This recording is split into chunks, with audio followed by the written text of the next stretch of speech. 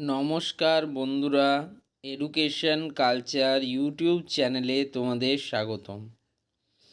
তো তোমরা জানো তোমাদের যে পরিবর্তন অর্থাৎ ডিপ্লোমার যারা থার্ড এবং ফিফথ সেমিস্টারের স্টুডেন্টরা রয়েছো, তোমাদের যে এক্সটার্নাল থিওরিটিক্যাল এক্সামিনেশান হওয়ার কথা ছিল স্টেট কাউন্সিলের আন্ডারে, তো তার যে ডেট সেই ডেটটা করা হয়েছিল 10 তারিখ থেকে, অর্থাৎ 10th অক্টোবর 2024 থেকে।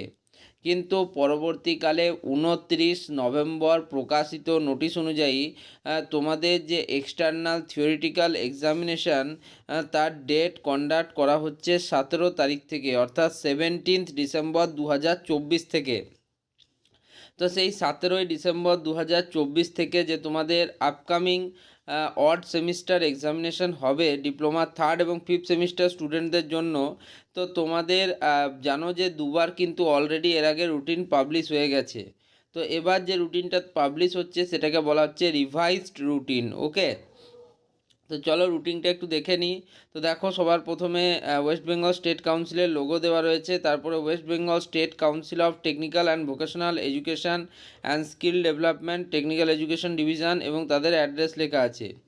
নিচে দেখো লেখা রয়েছে programme for the external theoretical examination for the third semester diploma students in engineering and technology, modern office practice and management, 3DAG, regular and casual academic session 2024-25, অর্থাৎ 2024-25 শিক্ষাবর্ষের জন্য এটা যে প্রথমেই আমরা যে রুটিনটা খুলেছি সেটা হচ্ছে থার্ড সেমিস্টার ডিপ্লোমা স্টুডেন্টদের জন্য।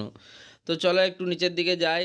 তো দেখো, তোমাদের যারা থার্ড সেমিস্টার ডিপ্লোমা স্টুডেন্টরা রয়েছে তাদের বেশিরভাগ যে এক্সামিনেশন প্রক্রিয়া সেটা কিন্তু শুরু হচ্ছে তোমাদের সেকেন্ড হাফ, অর্থাৎ দুপুর 2টো থেকে বিকেল 5টা অবধি সেকেন্ড হাফে কিন্তু তোমাদের এক্সামিনেশান চলবে এবং তোমাদের এক্সামিনেশান শুরু হচ্ছে 17/12/2024 এবং যেটা দেখা যাচ্ছে এই তোমাদের রুটিনটা থেকে সেটা কিন্তু 24 তারিখ অবধি কিন্তু তোমাদের এক্সামিনেশান হচ্ছে। ওকে, তো এটা 2 ডিসেম্বর 2024 নোটিশটা পাঠানো হয়েছে।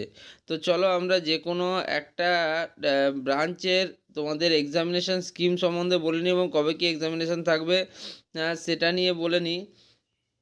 তো যে ট্রেডটাতে অনেক স্টুডেন্ট পড়াশুনো করে সেই ট্রেডটাই নিয়ে বলবো। তো আমরা চলো মেকানিক্যাল ইঞ্জিনিয়ারিং শাখা নিয়ে আলোচনা করি। তো দেখো, মেকানিক্যাল ইঞ্জিনিয়ারিং স্টুডেন্টদের এক্সামিনেশান শুরু হচ্ছে 17/12/2024 থেকে থার্ড সেমিস্টারের, এবং সেটা চলবে 21/12/2024 অবধি। অর্থাৎ তাদের আমরা দেখতে পাচ্ছি যে টোটালে 5টা সাবজেক্ট রয়েছে। ওকে, তো দেখো পর পর তোমাদের এক্সামিনেশান রয়েছে, এটাই কিন্তু স্টুডেন্টদের একটা চিন্তার কারণ, কারণ তারা কিন্তু এর মাঝে যে প্রিপারেশন টাইম সেটা একদমই পাবে না।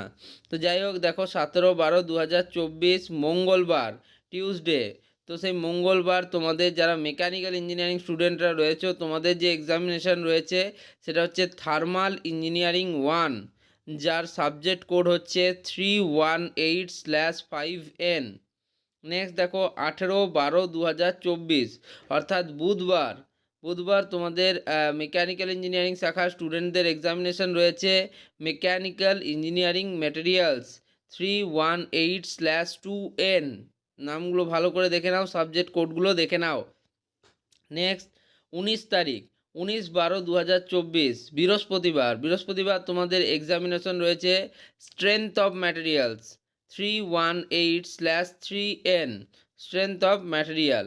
নেক্সট দেখো 20/12/2024 শুক্রবার তোমাদের এক্সামিনেশন রয়েছে ম্যানুফ্যাকচারিং প্রসেস 1, যার সাবজেক্ট কোড হচ্ছে 318/4N। একইভাবে 21/12/2024 শনিবার তোমাদের এক্সামিনেশান রয়েছে মেকানিক্যাল ইঞ্জিনিয়ারিং ড্রয়িং 318/1N।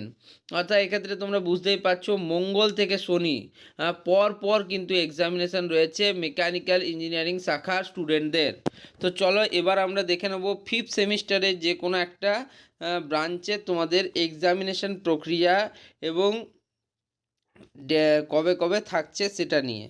তো আমরা থার্ড সেমিস্টার দেখলাম, তো চলো এবার দেখবো আমরা ফিফথ সেমিস্টার। ওকে,